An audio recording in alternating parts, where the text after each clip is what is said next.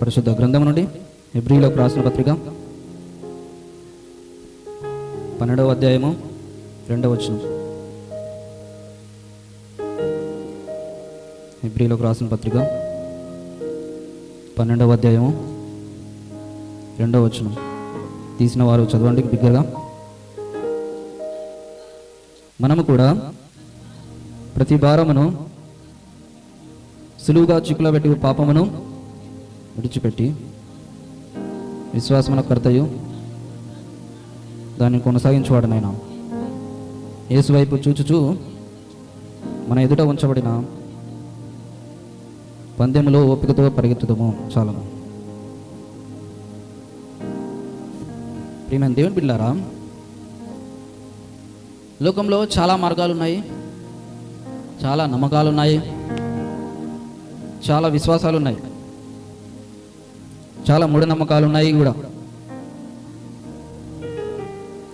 ఆ కొండెక్కితే అది జరుగుతుందంట, ఈ కొండెక్కితే ఇది జరుగుతుందంట, ఆ నదిలో మునిగితే సర్వరోగాలు పోతాయంట,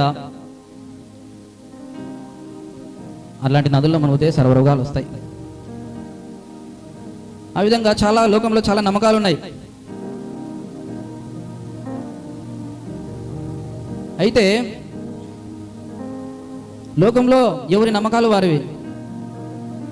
అయితే క్రీస్తుని నమ్మిన మన యొక్క నమ్మకం ఏంటి? యేసుక్రీస్తును సొంత రక్షకునిగా అంగీకరించిన మన యొక్క విశ్వాసం ఏంటి? ఇక్కడ మనం ఎందుకు చేర్చబడి ఉన్నామా? ప్రతి ఆదివారం పరిశుద్ధాలయంలో మనం ఎందుకు చేర్చబడి ఉన్నాము? మనం ఎందుకు భక్తి చేస్తున్నాము దేవునికి? అప్పుల బాధలు తీరడానికా? స్వస్థతలు కలుగుట కోసమనే? యేసుక్రీస్తుని నమ్ముకుంటే మనం ధనవంతులం అవుతామనే? యేసుక్రీస్తు ప్రభువారిని నమ్ముకుంటే ఇల్లు మేడలు కోటలు కడతామనే? అలా కాదని బైబిల్ గ్రంథం చెప్తా ఉంది.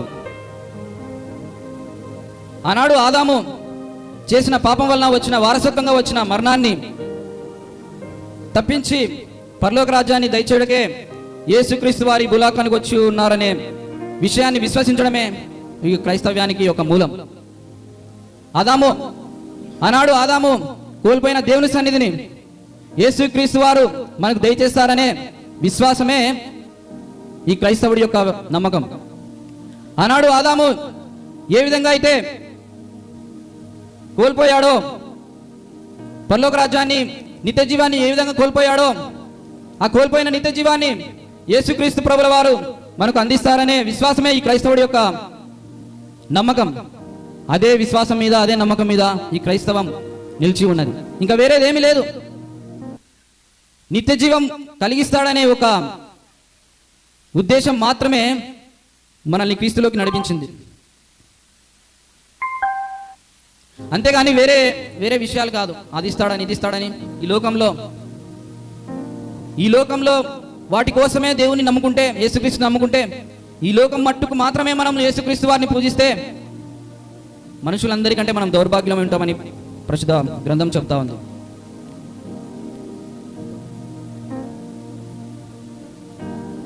లోకంలో కోరికలు తీర్చుకోవడానికి కాదు యేసుక్రీస్తు ప్రభువు వారిని నమ్ముకుంది. అదిగో ఆ నిత్య జీవం కోసమే, ఆ శాశ్వతమైన పరలోక రాజ్యం కోసమే మనం యేసుక్రీస్తు ప్రభువు వారిని నమ్ముకున్నాం. అంతే తప్ప ఈ లోకంలో అవి ఇవి ఇస్తాడు దేవుడు, ఆశీర్వదిస్తాడు, మనల్ని దినదినం పూజిస్తాడు, మనల్ని నడిపిస్తాడు. కానీ అందుకోసమే కాదు మనం దేవుని నమ్ముకుంది. లోకంలో చాలా మార్గాలు, చాలా విశ్వాసాలు, చాలా నమ్మకాలు ఉన్నాయి. కానీ అవి కాదని మనం యేసుక్రీస్తు ప్రభు వారిని ఎందుకు అంగీకరించామంటే కేవలం అదిగో ఆ పరిశుద్ధ పరలోక పట్టణం కోసమే. ఒక మనుషుడు పుట్టి వయసు మీరిన తర్వాత మరణించేటప్పుడు ఎన్ని వేల కోట్లు ఇస్తే తిరిగి జీవం వస్తుంది అతనికి? ఎన్ని వేల కోట్లు ఇస్తే అతడు తిరిగి మరీ జన్మిస్తాడు? అటువంటి జీవము, నిత్య జీవము యేసుక్రీస్తు ప్రభువారు మనకు ఇచ్చి ఉంటున్నాడు. ఆయన మరణించి తిరిగి లేచి చూపించి, ఈ విధంగా నేను ఏ విధంగా అయితే మరణించి తిరిగి లేచానో ఆ విధంగా మిమ్మల్ని కూడా లేపుతాననే ఒక నిరీక్షణ మనకు దయచేసినాడు. అదే క్రైస్తవుని యొక్క నమ్మకం, విశ్వాసం. నేను మరణించినప్పుడు, నేను ఇక్కడ కన్ను మూసినప్పుడు పరలోక రాజ్యంలో తెరుస్తాననే విశ్వాసం కలిగించినందుకే మనం ఈ క్రిస్టియానిటీలో మనం అడుగు పెట్టాం. ఇంకో వేరే కారణం ఏమీ లేదు. అందుకే ఒక పాట ఉంటుంది, నా నేత్రములు మూయబడగా నాదు యాత్ర ముగియును ఇలలో, నాదు నేత్రములు మూయబడగా నాదు యాత్ర ముగియును ఇలలో, చేరుదుం పరలోక దేశం, చేరుదుం పరలోక దేశం, నాదు విశ్వాసము ఇదియే నిత్యము, నాదు విశ్వాసము ఇదియే. పరవాసిని నే జగమున ప్రభువ నడచుచున్నాను నదారిన్, నా గురి నీవేన ప్రభువా, నా గురి నీవేన ప్రభువా, నీదరినే చేరెదను నేను, నీదరినే చేరెదను అని మనం ఈ లోకంలో కన్ను మూసినప్పుడు రేపపాటున పరలోక రాజ్యంలో చేరతామనే విశ్వాసమే క్రైస్తవుడి యొక్క నమ్మకం. ఆ నమ్మకం మీదనే క్రైస్తవ్యం నిలిచి ఉన్నది. ఆ నమ్మకం మీదనే క్రైస్తవం మూలాధారం. ఆ నమ్మకమే క్రైస్తవ్యం ఆధారపడి ఉన్నది. ఇంకా వేరే దేని మీద క్రైస్తవం నిలిచి ఉండలేదు, క్రైస్తవ్యం ఏర్పడలేదు. ఆ విశ్వాసం మీదనే మనం నిలిచి ఉండాలి. కానీ విశ్వాసయాత్రలో మనం వెళ్తా ఉన్నప్పుడు అనేక శోధనలు, అనేక శ్రమలు వస్తాయి. ఎందుకు వస్తాయంటే ఒక విశ్వాస పరీక్ష దేవుడు పెడతాడు. ఈ విశ్వాసంలో మీరు నా ద్వారా పొందుకునే విశ్వాసంలో కడ వరకు నిలిచి ఉంటారా లేదా మధ్యలో పడిపోతారా అనే విశ్వాస పరీక్షలు దేవుడు పెడతాడు. ఆ పరీక్షలో శ్రమలు ఉంటాయి, శోధనలు ఉంటాయి, కష్టాలు ఉంటాయి, అవమానాలు ఉంటాయి, నిందలు ఉంటాయి, వేదనలు ఉంటాయి. ఆ విధంగా విశ్వాస పరీక్షలో మన పితరులు, మన పూర్వీకులైన కొంతమంది బైబిల్ గ్రంథంలో విశ్వాస పరీక్షను జయిస్తూ వారు ఏ విధంగా ముందుకెళ్లారో మనం ఒకసారి బైబిల్ గ్రంథం ద్వారా ధ్యానించి మనం ముందుకెళ్దాం. దయచేసి తీయండి హెబ్రీయులకు రాసిన పత్రిక 10వ అధ్యాయం 11వ వచనం, 11వ అధ్యాయము 10వ వచనం. మన పూర్వీకులు ఏ విధంగా ఆ విశ్వాస పరీక్షను ఏ విధంగా విజయం సాధించి గొప్ప ఆశీర్వాదాలు ఎలా పొందుకున్నారో మనం ఆ విధంగా నేర్చుకొని మనకు ఎదురయ్యే విశ్వాస పరీక్షలు కూడా అదే విజయం సాధించి మనం విశ్వాసం యాత్రలో కొనసాగిస్తూ దేవుడిచ్చే ఆశీర్వాదాలను పొందుకుందాం. ఆశీర్వదింపబడాలని ప్రతి ఒక్కరికి ఉంటుంది. ఆశీర్వదింపబడాలంటే కొన్ని కండిషన్స్ దేవుడు పెట్టినాడు. ఆ కండిషన్స్ మనం ఫుల్ఫిల్ చేసే విధంగా మనం ఉండాలి. దయచేసి తీయండి హెబ్రీయులకు రాసిన పత్రిక 11వ అధ్యాయము 10వ వచనం చదవండి.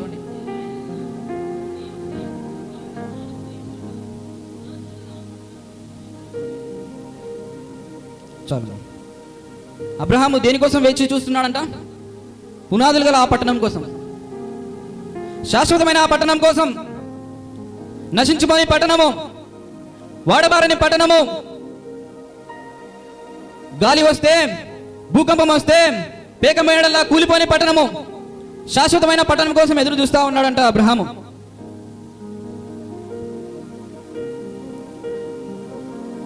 నిత్య జీవం పరలోక రాజ్యంలో ఉంటుంది. నిత్య జీవం ఆ పునాదులు గల పట్టణంలో ఉంటుంది. విశ్వాసం కోసం ఆ పట్టణం కోసం ఎదురు చూసే మనలాగే యేసు ప్రభుని విశ్వసించిన అబ్రహాముకు కొన్ని విశ్వాస పరీక్షలు ఎదురైనాయి. మనలాగే ఏ విధంగా శోధనలు వచ్చాయో అదే విధంగా శోధనలు ఎదురైనాయి. అబ్రహాము 100 ఏళ్ల వయసులో కుమారుని దేవుడు ఇస్తాడు. ఇచ్చిన తర్వాత పాపం ఆడుకుంటా ఉంటాడు. మనవళ్ళతో ఆడుకోవాల్సిన వయసులో ఆయన కొడుకుతో ఆడుకుంటా ఉంటాడు. పాపం మంచిగా సంతోషంగా లేక వచ్చిన కుమారుడిని బట్టి ఎంతో సంతోషించి అబ్రహాము కొడుకుతో మంచిగా హ్యాపీగా ఉండవలసిన సమయంలో దేవుడు పిలుస్తాడు. పిలిచి, అబ్రహామా, నీకు ఏకైక కుమారునిగా ఉన్న ఇస్సాకు నాకు బలి ఇవ్వాలి. ప్రభువా, మళ్ళీ ఒకసారి చెప్పు చూద్దాం, నేను ఉన్నది కరెక్టేనా? నువ్వే కదా ఇచ్చింది 100 ఏళ్ల వయసులో. మళ్ళీ బలి కోరుతున్నావేంటి అని అబ్రహాం అడగలేదు. ప్రభువా, నీ దేశాన్ని వదిలిపెట్టమన్నావు, వచ్చేసాను. నీ బంధువులను వదిలిపెట్టమన్నావు, వచ్చేసాను. రెండో భార్యన హగర్ను, కుమారుని ఇస్మాయిల్ను వదిలిపెట్టమన్నావు, వదిలేశాను. ఇప్పుడు ఏకైక కుమారుని, వాగ్దాన పుత్రుని ఇస్సాకుని వదిలిపెడతానంటున్నావు, వదిలిపెట్టమంటున్నావు, బలి ఇవ్వమంటున్నావు. ఏ విధంగా బలి ఇవ్వాలి? నీకోసం అన్ని వదులుకుంటున్నాను కదా అని అబ్రహాం అయితే ఎప్పుడు ఏ మాట అనలేదు. ఆ మనసులో ఆలోచన కూడా రానట్టుగా అక్కడ మనం చూస్తా ఉన్నాం. అబ్రహాముకు తెలుసు, కొడుకులు శాశ్వతం కాదు, బంధువులు శాశ్వతం కాదు, దేశము శాశ్వతం కాదు, ఈ భూమి శాశ్వతం కాదు, ఆఖరికి వాగ్దాన పుత్రుడైన ఇస్సాకు కూడా శాశ్వతం కాదని తెలుసుకున్నాడు. అందుకే దేవుడు అడిగిన వెంటనే సంకోచించకుండా బలి ఇవ్వడానికి సిద్ధమైనాడు. అందరూ అనుకుంటారు, అబ్రహాముకు ఆ మనసు ఎలా వచ్చింది? ఆ సమయంలో వెంటనే దేవునికి అర్పించాలని ఏ విధంగా మనసు వచ్చింది? అప్పటికప్పుడు వచ్చిన మనసు కాదు అది. అదిగో ఎందుకు ఆ మనసు ఎక్కడి నుంచి వచ్చిందంటే, అదిగో ముందుగా ఉన్న ఆ పునాదులు గల పట్టణం కోసం ఏ విధంగా ఎదురు చూశాడో అదే విశ్వాసము అడిగినప్పుడు కూడా ఉండింది. అప్పటికప్పుడు వచ్చిన విశ్వాసం కాదు అది, అప్పటికప్పుడు వచ్చిన సమర్పణ కాదు అది.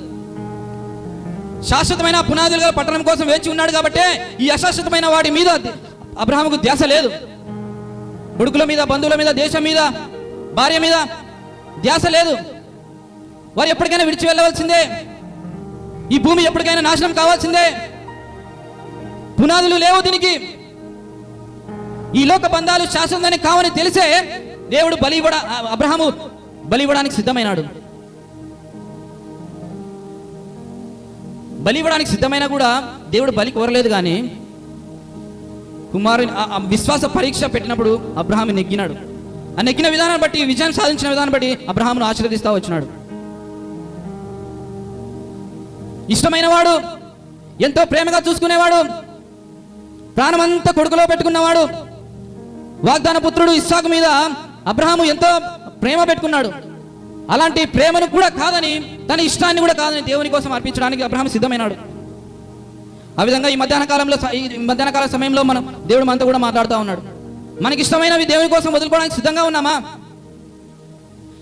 మనకిష్టమైన వ్యక్తులను మనం దేవుని కోసం దేవుడు అడిగితే ఒకవేళ దూరం చేసుకోవడానికి సిద్ధంగా ఉన్నామా? ఇష్టమైన మనకు చాలా చాలా బలహీనతలు ఉంటాయి. ఆ సీరియల్స్ను వదులుకోలేము, టీవీలో వచ్చే నాటికలను వదులుకోలేము. అదొక విశ్వాస పరీక్ష. ఆ చిన్న విశ్వాస పరీక్షలు కూడా నెగ్గకపోతే మనం విశ్వాస యాత్రలో మధ్యలో కూలిపోయిన వారంగా మిగిలిపోతాం. ఆ పరలోక రాజ్యాన్ని చేరుకోలేము, ఆ పునాదులు గల పట్టణాన్ని చేరుకోలేము. కొంతమంది సినిమాలను కూడా వదులుకోలేరు దేవుని కోసం. సినిమాలు, సీరియల్స్ టాపిక్ వచ్చింది కాబట్టి ఒక విషయాన్ని చెప్పదలుచుకున్నాను. సీరియల్స్ ఎంత డేంజర్ అంటే, దాదాపు కొన్ని సంవత్సరాలు నడిపిస్తాడు సీరియల్స్ని. కొన్ని సంవత్సరాల నుంచి నడిపించిన సీరియల్ అంతటిలో ఒక చెడే ఉంటుంది. అందులో లాస్ట్ ఒక ఎపిసోడ్లో నేను విన్నదాని ప్రకారం లాస్ట్ ఒక ఎపిసోడ్లో మాత్రము ఎండింగ్ మాత్రం మంచిగా చూపిస్తాడు అనమాట. అన్ని సంవత్సరాలు మన మెదుళ్ళలో, మన ఆలోచనలలో చెడును నింపితే ఒక్క ఎపిసోడ్తో పోతుందా? చెడు అనేది ఒక మంచి ఎపిసోడ్తో పోతుందా? ఆ సీరియల్ నడిచిన కాలంలో నేర్చుకున్న చెడు వల్ల ఆ కుటుంబం, చూసిన వారి యొక్క కుటుంబం అంతా అల్లకల్లోలం అయిపోయి ఉంటుంది, నాశనం అయిపోయి ఉంటుంది అందులో నేర్చుకున్న చెడు అంతా. ఆ విధంగా సీరియల్స్ చూడడం ఆపేస్తే మన యొక్క కుటుంబాల్లో జరిగే కొన్ని అనర్థాలు జరగకుండా ఆగుతాయి. ఈ చిన్న యొక్క విశ్వాస పరీక్షను జయించలేక చాలా మంది వాళ్ళ నష్టాలు కొని తెచ్చుకుంటూ ఉంటారు. శాశ్వతమైనది ఏంటి? మనతో ఉండేది ఎవరు శాశ్వతంగా? కొంతమంది ప్రేమికులు నేను నీతో జీవితాంతం ఉంటానని చెప్పేసి ప్రమాణం చేస్తారు. ఆ 2 నెలల్లోనే ఇంకొకరిని చేసుకొని వెళ్ళిపోయి హనీమూన్ కూడా చెక్కేస్తూ ఉంటారు అన్నమాట. శాశ్వతంగా నీతో ఉంటాను, మరణించేదాకా ఉంటానని చెప్పిన మనుషులే ఉండట్లేదు. శాశ్వతమైన పునాదులు గల పట్టణం కోసం ఎదురు చూడాలి మనం. అబ్రహాము తనకి ఇష్టమైన కుమారుని కూడా బలి ఇవ్వడానికి సిద్ధమైనాడు. మన కోరికలు, ఈ లోక ఇష్టాలను దేవుని కోసం, ఆ పునాదులు గల ఆ పట్టణం కోసం మనం వదులుకోవడానికి సిద్ధంగా ఉన్నామా? ఈరోజు దేవుడు మనకు ఒక ప్రశ్న వేస్తా ఉన్నాడు. దేవుని దూరం చేసే ఆ ఇష్టమైన ఆ విషయం నీలో ఏమున్నది? దేవుని దూరం చేసే ఆ పాపం నీలో ఏమున్నది? ఒకసారి నిన్ను నువ్వు పరీక్షించుకోవాల్సిందిగా ప్రభువైన యేసుక్రీస్తు నామములో మనవి చేస్తున్నాం.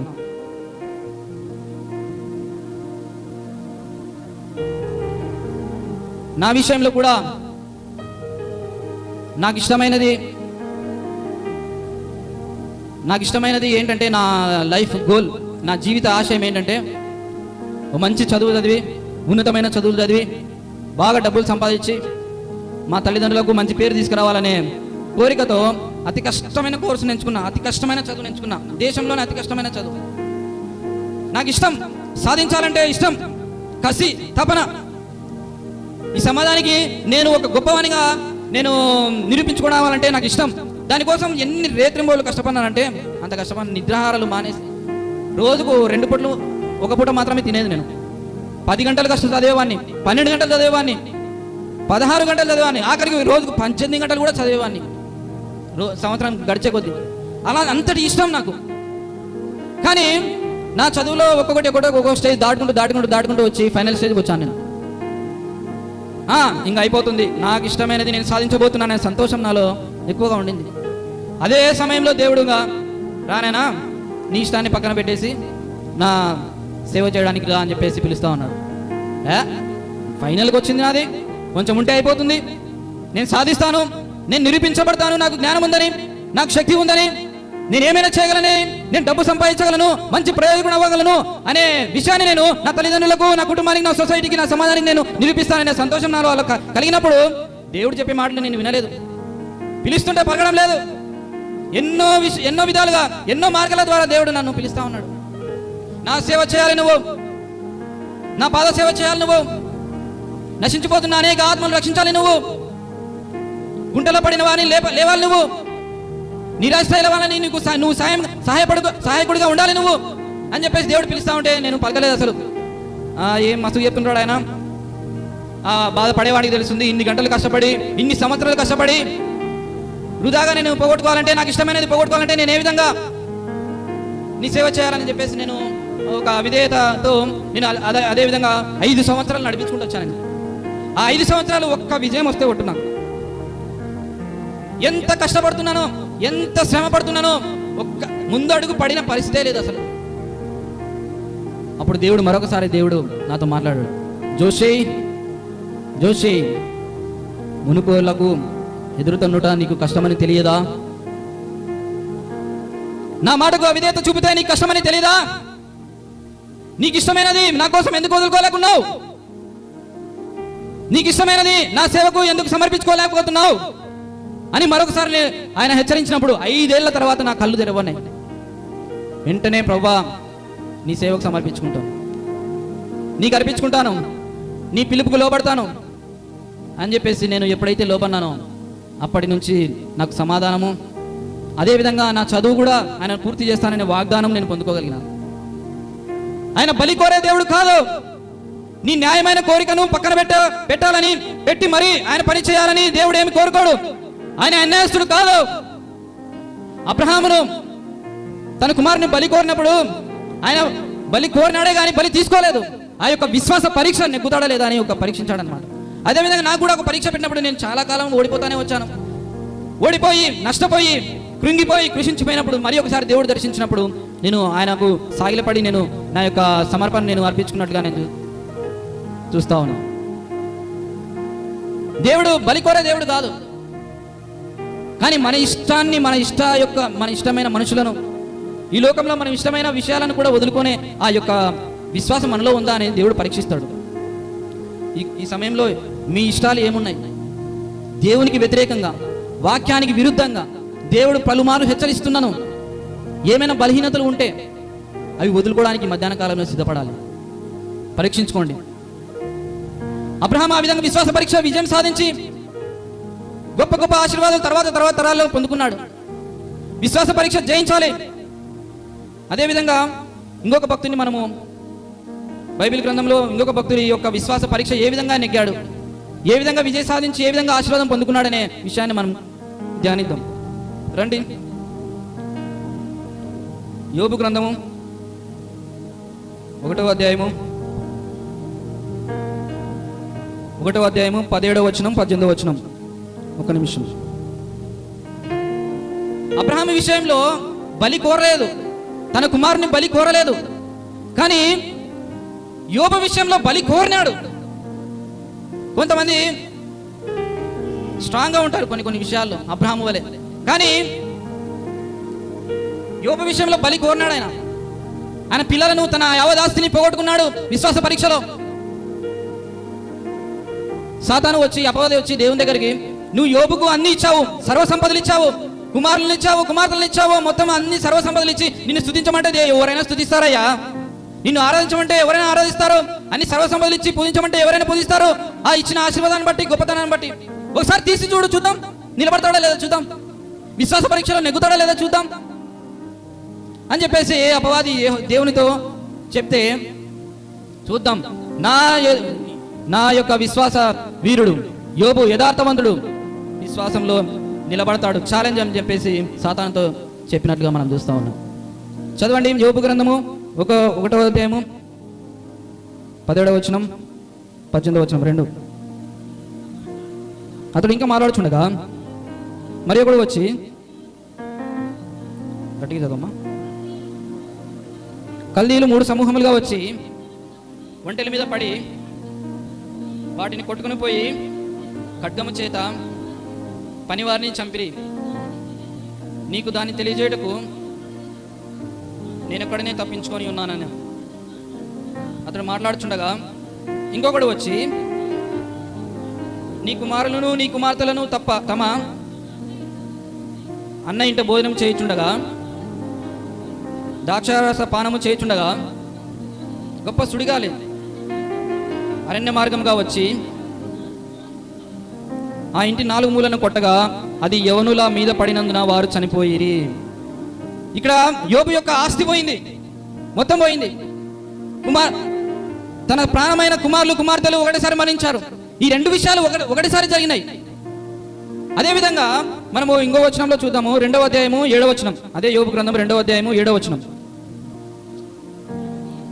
కాబట్టి అపవాది యెహోవా సన్నిధి నుండి బయలు వెళ్ళి అరికాదులు మొదలుకొని నడినెత్తి వరకు బాధగల కురుపులతో యోబును మొత్తెను. ఇక్కడ ఆరోగ్యం కూడా పోయింది, సర్వ సంపదలు పోయినాయి, ప్రాణం అనుకున్న పిల్లలు పోయినారు, ఆఖరికి ఇంకా రోగం కూడా వచ్చేసింది. విశ్వాస పరీక్ష అది. విశ్వాస పరీక్షలో యోబు నిలబడాల్సిన సమయం ఇది. నిలబడతాడా నిలబడలేడా అనేది దేవుడు పరీక్షించినాడు. అలా చాలా కాలమైన తర్వాత తన భార్య కూడా, ఓ పనికిమాలోడా, నిన్ను అనవసరంగా చేసుకున్నాను, నిన్ను చేసుకోకుండా వేరే వాళ్ళు చేసుకుంటే నాకు నెమ్మది ఉండేది, ఆ దేవుణ్ణి విమర్శించి తిట్టి దూషించి చావకూడదా అని చెప్పేసి కట్టుకున్న భార్య కూడా అన్న మాటలు గమనిస్తా ఉన్నాం. ఇక్కడ ఒక పక్క ఆస్తులు పోయినాయి, అదొక బాధ, కుమారులు కుమార్తెలు చనిపోయినారు, అదొక బాధ. అది బాధ కాదనుకుండా ఈ శరీరం అంతా పుండ్లు నశించిపోయే ఈ రోగాన్ని మరి బాధ పెడతా ఉంది. ఆ బాధను బట్టి ఒక ఆదరణ కోరుకోయి ఉండొచ్చు యోబు. ఉన్నది ఒకటే భార్య, ఒక తోడు నీడ ఉండేది ఒకటే భార్య. ఆ భార్య నుంచి ఒక ఆదరణకరమైన మాటలు, ఒక ధైర్యంతో కూడిన మాటలు యోబు ఆశించి ఉండొచ్చు. కానీ ఆఖరికి భార్య కూడా ఆ విధంగా దూషించి నిందించి చావు అనే మాట, మరణం గురించిన మాట మాట్లాడినప్పుడు యోబు చాలా బాధపడి ఉంటాడు. కానీ అక్కడ కూడా యోబు అనే భక్తుడు ఒక మాట ద్వారా కూడా ఆయన విశ్వాసాన్ని కోల్పోయినట్టుగా మనం చూడలేదు. చదువుతాము 10వ వచనము, 2వ అధ్యాయం 10వ వచనం. అందుకతడు మూర్ఖురాలు మాట్లాడినట్లు నీవు మాట్లాడుతున్నావు. తన భార్యతో అంటున్నాడు, మూర్ఖురాలు మాట్లాడినట్లు నీవు మాట్లాడుతున్నావు. మనం దేవుని వల్ల మేలు అనుభవించుదుమా, కీడును అనుభవింప తగదా అని అనెను. ఈ సంగతులలో ఏ విషయమందును యోబు నోటి మాటతోనైనా పాపము చేయలేదు. మనం దేవుణ్ణి మేలుకోరే దేవునిగానే భావిస్తామా? కీడు ఆయన పెట్టినప్పుడు భరించలేమా అని చెప్పేసి నోటి మాటతో కూడా ఆయన పాపం చేసినట్టుగా, దేవుణ్ణి దూషించినట్లుగా మనం చూడలేదు. దానికి కారణం ఏంటంటే దేవుని మీద యోబుకున్న అచంచలమైన విశ్వాసం. అది దేవుడు అన్ని తీసేసినాను, ఆస్తి తీసేసినాను, పిల్లల్ని తీసేసినాను, శరీర రోగాన్ని కలిగించినాను, యోబు దూషించినట్లుగా మనం చూస్తా ఉన్నాం. దానికి కారణం ఏంటంటే విశ్వాసము. అంతటి విశ్వాసము యోబు దేవుని మీద ఉన్నది. కానీ దేవుడు విశ్వాస పరీక్ష పెట్టినప్పుడు విజయం పొందినట్లుగా మనం చూస్తా ఉన్నాం. అవి మనము రోగంతో బాధపడుతున్నప్పుడు, మనం శ్రమలతో బాధపడుతున్నప్పుడు, అప్పుల బాధలతో కూలికలపై కృషించి నశించిపోతున్నప్పుడు మనం దేవుని ఎన్నిసార్లు మనసులో తిట్టుకుంటాము, దేవుని మీద ఎన్నిసార్లు సనుక్కుంటాము. దేవుడు ఉన్నాడా? దేవుడు ఉంటే నాకు మేలు చేయాలి కదా, దేవుడు ఉంటే నాకు స్వస్థత కలిగించాలి కదా, దేవుడు ఉంటే నా పిల్లలు ఎందుకు తీసుకుపోతాడు, దేవుడు ఉంటే నా భర్తను ఎందుకు తీసుకెళ్ళిపోతాడు, నాకు దూరంగా నా భార్యను ఎందుకు తీసుకువెళ్తాడు అని చెప్పేసి మనసులో సనుక్కొని ఉండొచ్చు. గట్టిగా తిట్టుకోకపోయినా దేవుని మీద ఒక విధమైన ఒక ఇది వచ్చిండొచ్చు, ఏవగింపు వచ్చిండొచ్చు. కానీ యోబుకు ఆ విధంగా ఏమీ రాలేదంట. కొన్ని ఏళ్ల పాటు ఆయన శ్రమ అనుభవిస్తున్నాను, రోగము బాధపడుతున్నాను, శరీరాన్ని కుళ్ళపడుతున్నాను, కుక్కలు వచ్చి నాకుతున్నాను, భార్య హింసిస్తా ఉన్న మాటలతో కూడా ఆయన విశ్వాసం ఎక్కడ చెక్కు చెదరనట్టుగా మనం చూస్తా ఉన్నాం. ఆ విశ్వాసం మనలో ఉందా? ఆ విశ్వాసం మనలో నిలిచి ఉందా? అంతటి గొప్ప విశ్వాసం, దృఢమైన విశ్వాసం, ఏమి వచ్చినను ఏమి పోయినను దేవుని విశ్వాసం యందలి మనం దృఢత్వం ఎంత ఉంది అని ఒకసారి ఈ మధ్యాహ్న కాలంలో పరీక్షించుకుందాం. విశ్వాస పరీక్షలో యోబు నగ్గినాడు. కొన్ని ఏళ్ల పాటు విశ్వాస పరీక్ష పెట్టినప్పుడు దేవుడు ఎక్కడ కూడా తొలగకుండా, దేవుని దూషించకుండా, దేవుడు యొక్క గొప్పతనాన్ని, నిజమైన దేవుడు నేను చనిపోయినను ఆ పునాదుల గల పట్టణం కోసమే నేను ఉన్నాను, నేను ఎప్పుడైనా ఆ పునాదుల పట్టణం కోసమే, పునాదుల గల పట్టణంలో చేరుతాననే విశ్వాసం యోబులో కనబడింది. అప్పుడు దేవుడు విజయాన్ని దయచేసినట్టుగా మనం చూస్తా ఉన్నాం. చదవండి యోబు గ్రంథము. ఆ విజయం ఏంటో మనం చూద్దాం. విశ్వాస పరీక్షలో యోబు విజయం సాధించినప్పుడు యోబు ఏ విధంగా దేవుని నుంచి ఆశీర్వాదాలను పొందుకున్నాడో మనం చూద్దాం. యోబు గ్రంథము 42వ అధ్యాయము. యోబు గ్రంథం 42వ అధ్యాయము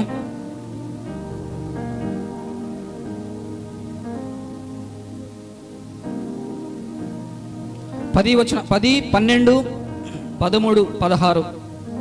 10, 12, 13, 16 వచనాలు చదవండి. మరి యోబు తన స్నేహితుల నిమిత్తం ప్రార్థన చేసినప్పుడు యెహోవా అతని క్షేమస్థితిని మరలా అతనికి దయచేసెను. మరియు యోబునకు పూర్వము కలిగిన దానికంటే 2 అధికంగా యెహోవా అతనికి దయచేసెను. 12వ వచనం చదవండి. యెహోవా యోబును మొదట ఆశీర్వదించినంతటికంటే మరీ అధికంగా ఆశీర్వదించెను. అతనికి 14,000 గొర్రెలను, 6,000 ఒంటెలను, 1000 జతల ఎడ్లను, 1000 ఆడుగాడిదలను కలిగెను. అదేవిధంగా 16వ వచనం.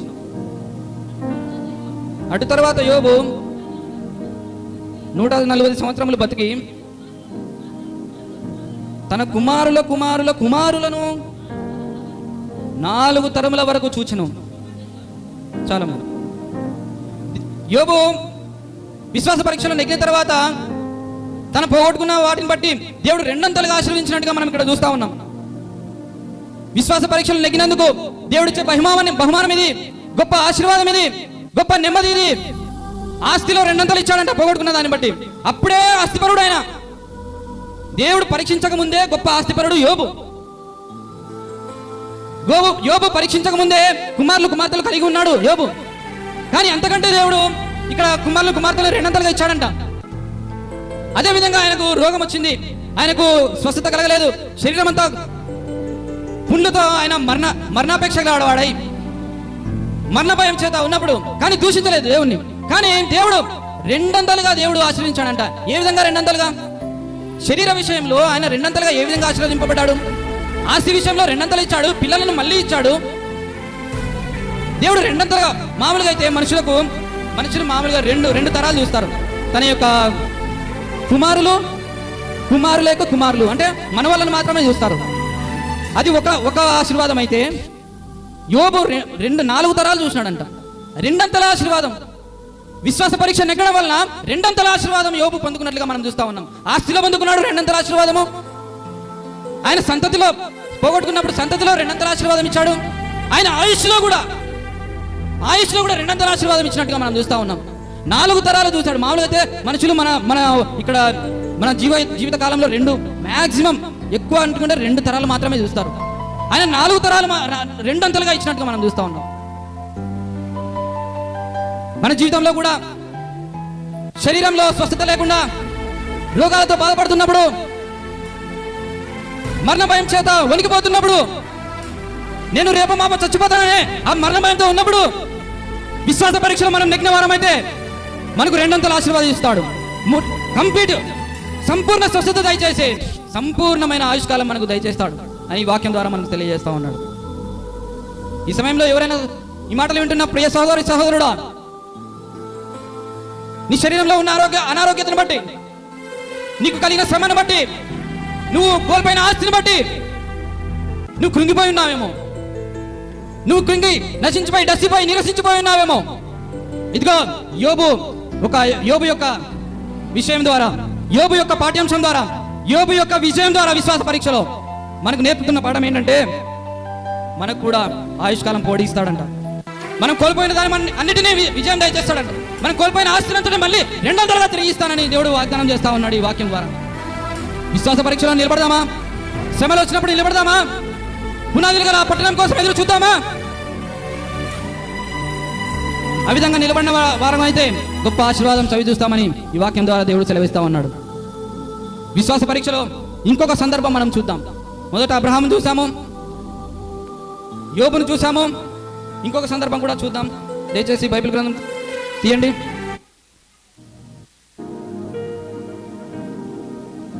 దానియేలు గ్రంథము 3వ అధ్యాయము. దానియేలు గ్రంథం 3వ అధ్యాయము 17వ వచనం 18వ వచనం.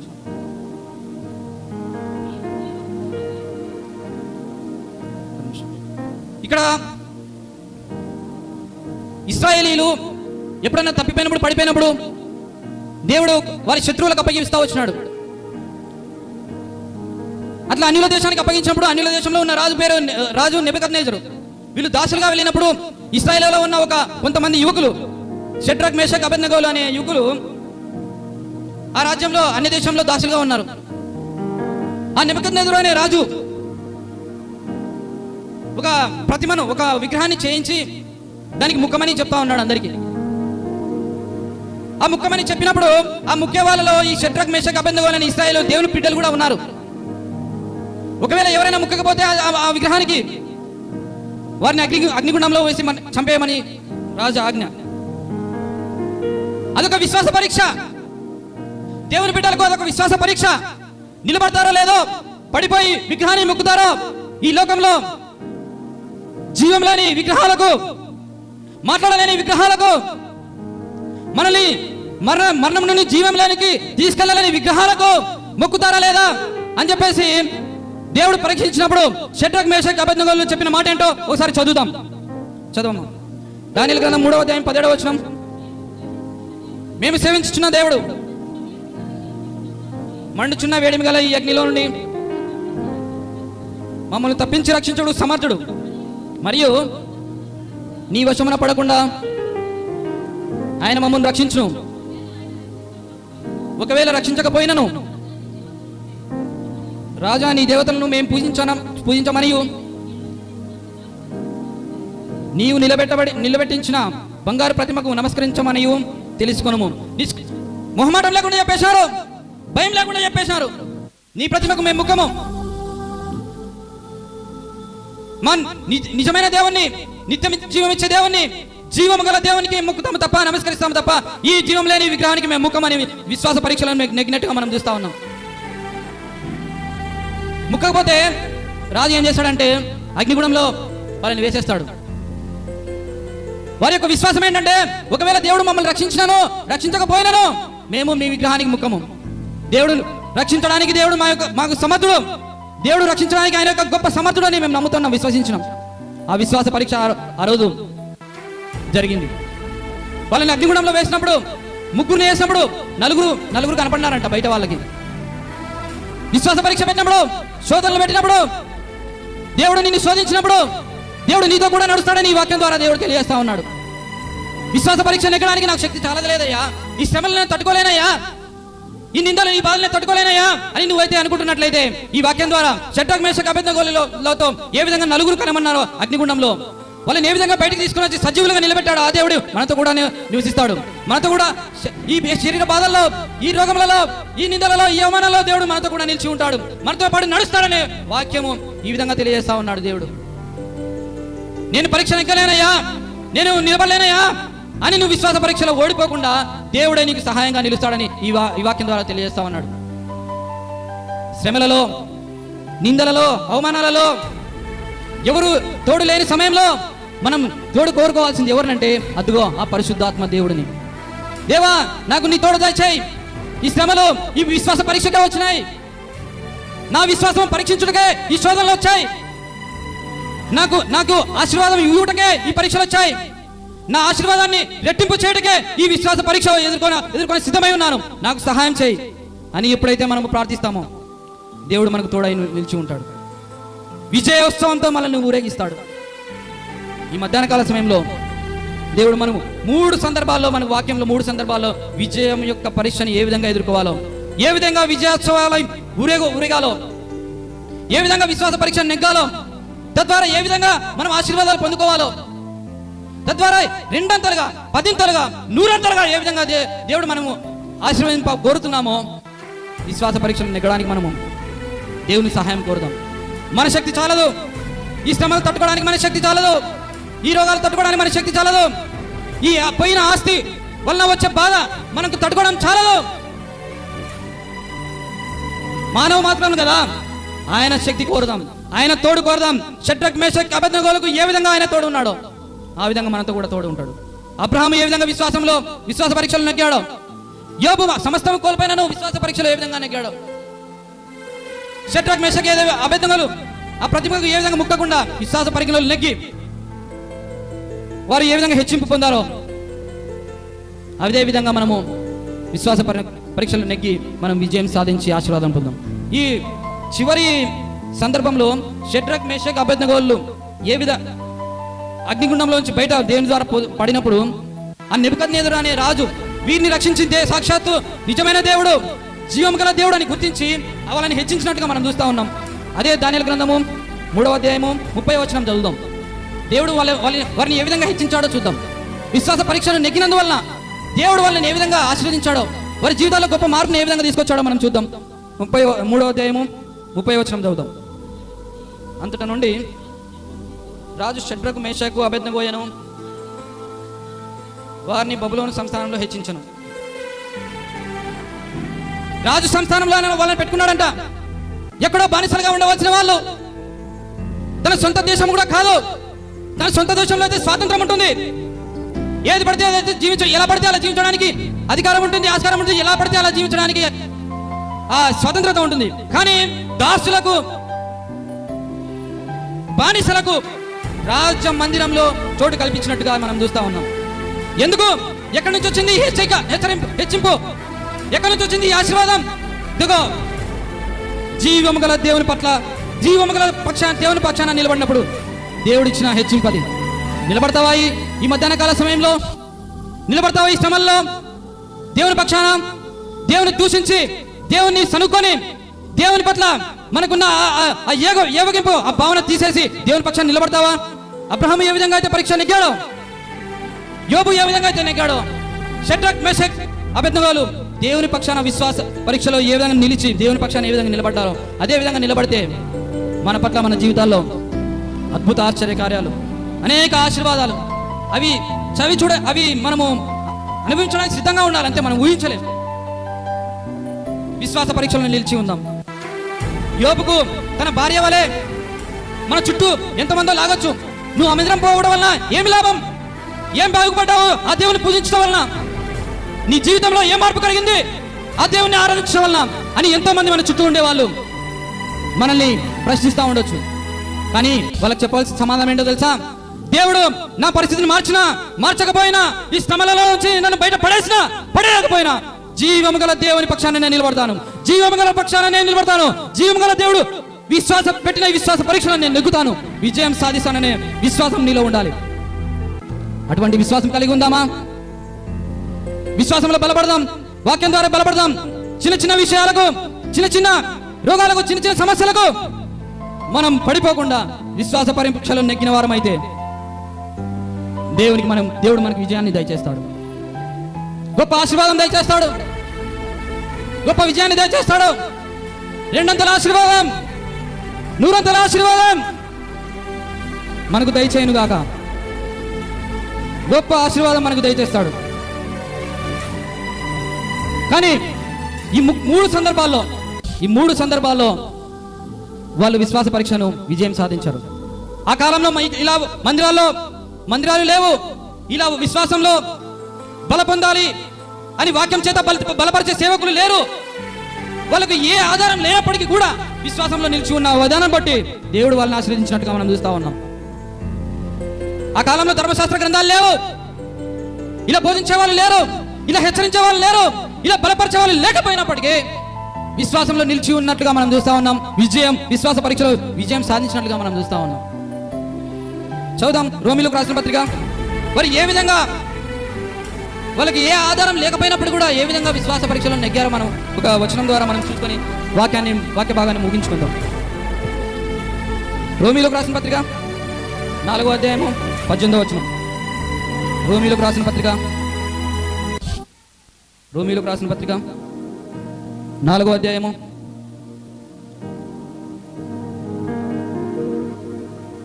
18వ వచనం. నీ సంతానము ఇలాగ ఉండునా అని చెప్పిన దానిని బట్టి తను అనేక జనములకు తండ్రి ఎగునట్లు నిరీక్షణకు ఆధారం లేనప్పుడు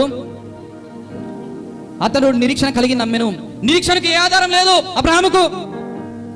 మనకు ముందు ఉన్న పితరుల యొక్క జీవిత పాఠాలు ఉన్నట్లుగా ఆయనకు ఆ ముందు ఏ ఆధారం లేవు, ఏ పాఠాలు లేవు. ఇట్లా విశ్వాసం పరీక్షలను విజయం సాధిస్తే ఈ ఆశీర్వాదం ఉంటుందని చెప్పే సందర్భాలు లేవు. ఇప్పుడు ఈ సందర్భాలు 3 సందర్భాలు తీసుకొని నేను చెప్పి ఆశీర్వాదం వస్తుందని చెప్పినట్టుగా అబ్రహాముకు లేరు, యోబుకు లేరు, షడ్రక్ మేషక్ అబేద్నెగోలకు కూడా లేరు.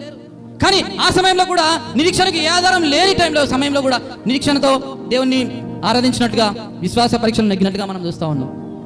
దేవుడు నీ పక్షాన దేవుడు ఉంటాడు. విజయం సాధించేంత వరకు నీకు తోడుగా ఉంటాడు. పరలోక రాజ్యం చేరినంత వరకు దేవుడు నీతో పాటు ఉంటాడు. భయపడకు, జడియకు. విశ్వాస పరీక్షలో శోధనలు వస్తాయి, శ్రమలు వస్తాయి, నిందలు వస్తాయి, అవమానాలు వస్తాయి, రోగములు వస్తాయి కూడా, మరణ భయం కూడా కల్పిస్తాడు దేవుడు విశ్వాస పరీక్షలో. కానీ నువ్వు నిలబడిన వాడవైతే అబ్రహాము ఏ విధంగా ఆశీర్వదింపబడ్డాడు, యోబు ఏ విధంగా ఆశీర్వదింపబడ్డాడు, 2 ఆశీర్వాదం పొందుకున్నాడు. షడ్రక్ మేషక్ అబేద్నెగోలు రాజభవనంలో ఏ విధంగా స్థానం సంపాదించుకున్నారో అదే విధమైన ఆశీర్వాదం, అంతకు మించి ఆశీర్వాదం దేవుడు మనకి ఈ సమయాన్ని దయచేస్తాడు. దయచేసి అందరూ మోకరించండి. అందరూ మోకరించి మన మనసులు మనం పరీక్షించుకుందాం, మనల్ని మనం పరీక్షించుకుందాం. విశ్వాస పరీక్షలో మనం నెగ్గుతామా లేదా? దేవుడు పెట్టిన ఈ శ్రమలో మనం నెగ్గుతామా లేదా? ఒకవేళ ఆ భయం ఉంటే దేవుని యొక్క సహాయాన్ని కోరదాం. ప్రభా, నువ్వు నాకు తోడుగా ఉండు. శ్రమలలో, శోధనలో నీవే నాకు తోడుగా ఉండు. నీవు తోడుంటే నేను విజయం సాధిస్తాను. నువ్వు తోడుంటే నేను విశ్వాస పరీక్ష నెగ్గుతాను. నువ్వు నాకు తోడు కావాలి. షడ్రక్ మేషక్ అబేద్నెగోలు వాళ్ళకి ఏ విధంగా అగ్నిగుండంలో తోడు ఉన్నావో ఆ విధంగా నాకు తోడుండు ప్రభువా అని ఎవరైతే ఈరోజు మొరపెడతారో, అబ్రహాము విశ్వాస పరీక్షలో నెగ్గాడు,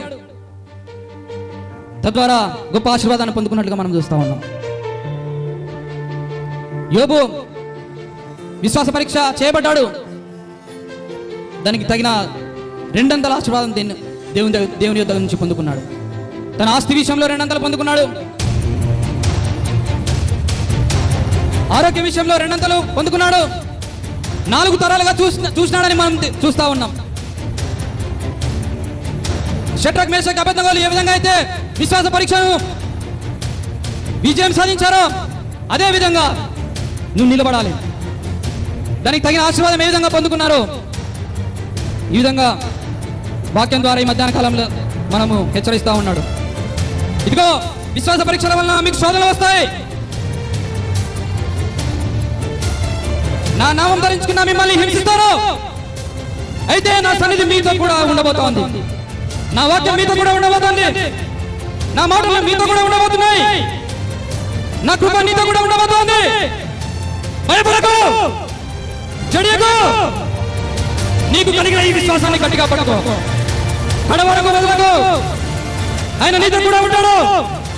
విశ్వాస పరీక్ష విజయం సాధించు. ఎటువంటి శ్రమలైనా గట్టిగా నిలబడు. దేవుని సహాయాన్ని పొందుకో. ప్రభువా, నువ్వు నాకు కావాలి, నీ సహాయం నాకు కావాలి. ఈ విశ్వాస పరీక్ష నేను ఎదుర్కోలేను, నా శక్తి చాలదు. నీవు నాకు తోడునాలి. ఈ శ్రమను నేను అనుభవించలేను.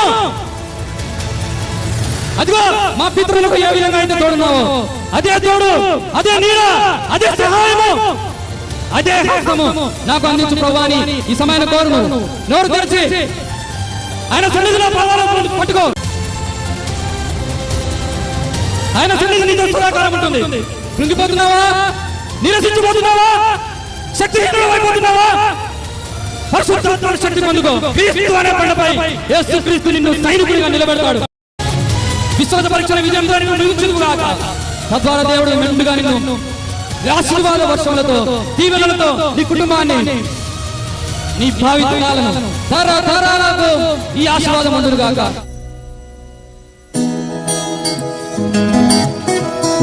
విశ్వాస పరీక్షలు నెగ్గుదాం. మనకు శోధనలు వస్తాయి, శ్రమలు వస్తాయి, అయినను ధైర్యం తెచ్చుకొని నిలబడదాం.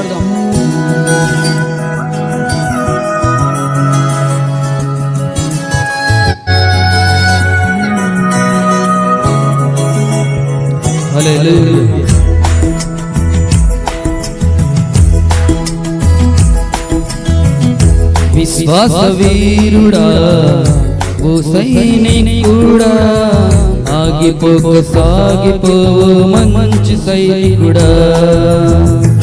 విశ్వాస వీరుడా, ఓ సైనికుడా, ఆగిపోక ఆగిపోవు మంచి సైనికుడా.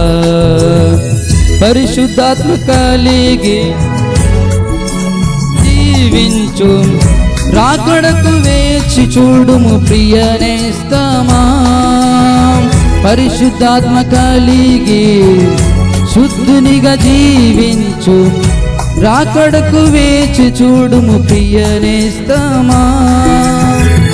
విశ్వాస వీరుడా, ఓ సైనికుడా, ఆగిపోక సాగిపోవు మంచి సైనికుడా.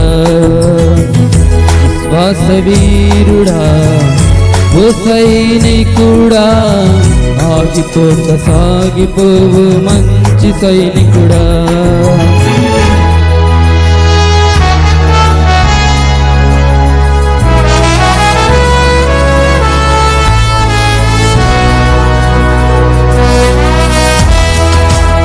శ్రమలు వస్తాయి, విశ్వాస పరీక్షలో కష్టాలు వస్తాయి, తుఫాన్లు చెలరేగుతాయి, సముద్రం లాంటి శ్రమలు వస్తాయి.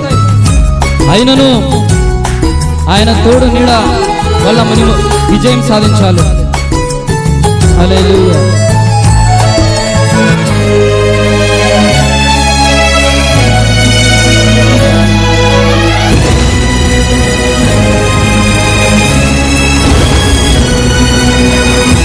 తుఫాని చెలరేగిన, సంద్రమే ఎదురొచ్చిన, శత్రువే తరుముచున్నను, తెగులే సమీపించిన.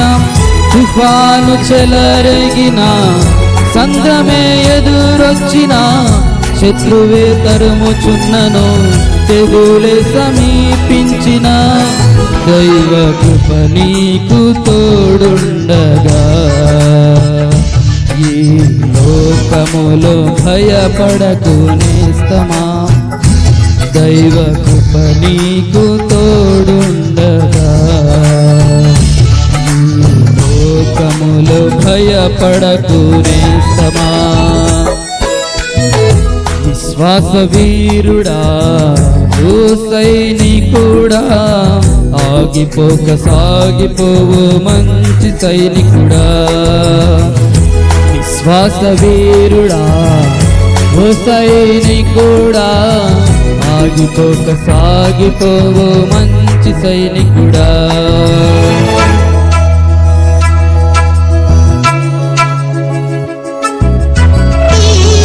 విశ్వాస యాత్రలో మనకు కలిమి ఉంటది, సంపద ఉంటది, లేమి కలిగిన సందర్భాలు కూడా వస్తాయి.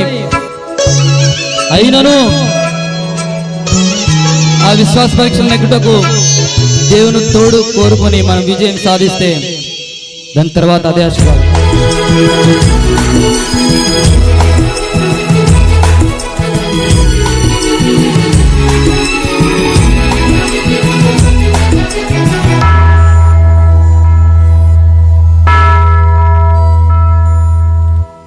విశ్వాసయాత్రలో సాగిపోవుచుండగా కలిమిలేమియు సంభవించినను. విశ్వాసయాత్రలో సాగిపోవుచుండగా కలిమిలేమియు సంభవించినను. సత్యకృప నీకు తోడుండగా ఈ లోకములో భయపడకు నేస్తమా. సత్యకృప నీకు తోడుండగా ఈ లోకములో భయపడకు నేస్తమా. విశ్వాస వీరుడా ఓ సైనికుడా, ఆగిపోక సాగిపోవు మంచి సైనికుడా. విశ్వాస వీరుడా ఓ సైనికుడా, ఆగిపోక సాగిపోవు మంచి సైనికుడా.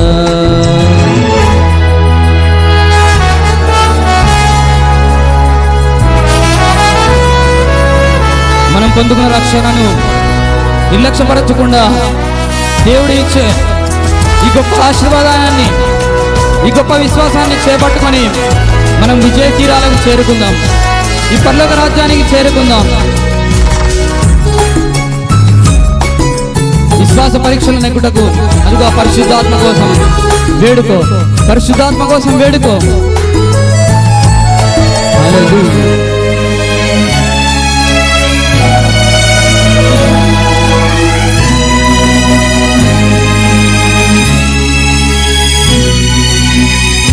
రక్షణ భాగ్యమును నిర్లక్ష్యపరచకు, శాశ్వత రాజ్యములో చేరే పర్యంతము.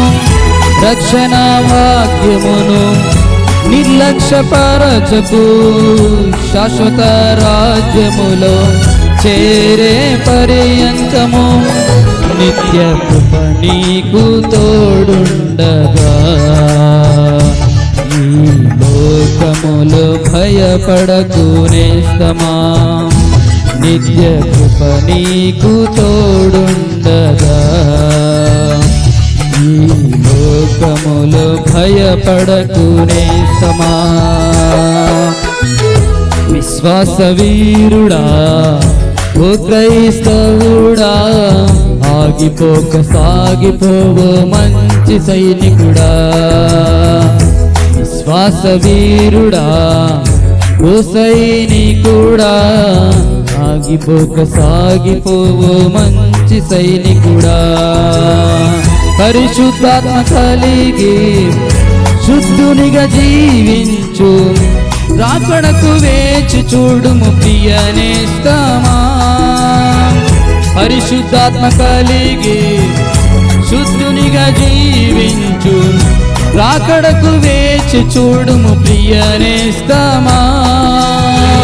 విశ్వాస వీరుడా ఓ సైనికుడా, ఆగిపోక సాగిపోవు మంచి సైనికుడా. విశ్వాస వీరుడా ఓ సైనికుడా, ఆగిపోక సాగిపోవు మంచి సైనికుడా. ఆగిపోక సాగిపో ఓ మంచి సైనికుడా.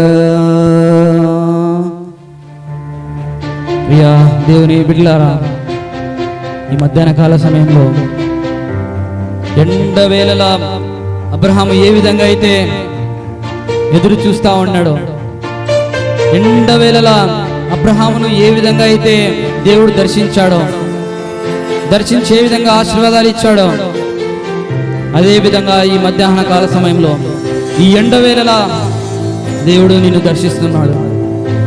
అదిగో ఆ విశ్వాస పరీక్షలో నెగ్గాలి నువ్వు.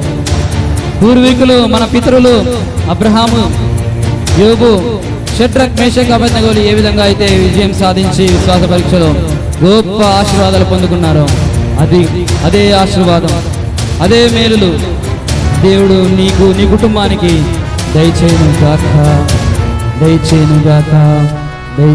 గాక. ఆమేన్.